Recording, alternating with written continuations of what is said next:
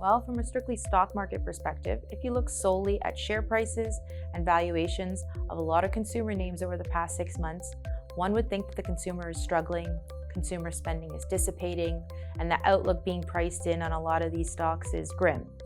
So that's what the stock market would show you, as equal weight discretionary is down about 3% year to date versus equal weight market up 12%, underperforming by 15% over the past 6 months. The market has gotten so negative on consumer stocks, the consumer discretionary sector now holds a sub 10% weight in the S&P 500, which is often characteristic of a very weak economic environment. So looking at the sector and stocks as a whole, how much have they underperformed the market? You would assume that these companies have been missing their earnings expectations, forward consensus estimates would be decreasing, and management teams were speaking negatively on the consumer and their ability to spend, all of which has not happened.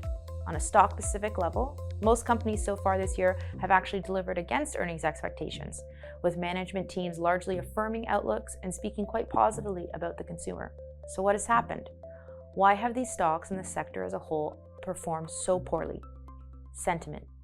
Investors have been completely irrational on the consumer. And the first part of the year was driven by AI fears, i.e. AI is going to replace humans and the unemployment rate will skyrocket and no one will have any disposable income, which then moved to gas price inflation, which became nearly apocalyptic on consumers' ability to afford gas, believing all other discretionary spend would suffer. Despite the negative sentiment, this worst-case scenario has yet to materialize as the consumer remains incredibly resilient, which created a real buying opportunity during the first half of the year as stocks became mispriced.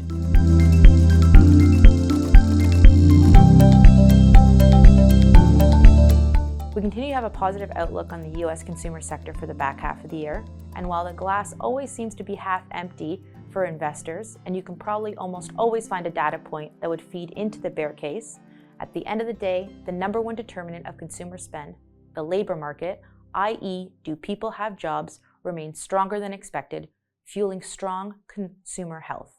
Furthermore, the overall health of the consumer is broad-based and not just focused on upper-income households. As recent data highlights, we are moving away from a K-shaped economy to a more balanced E-shaped economy.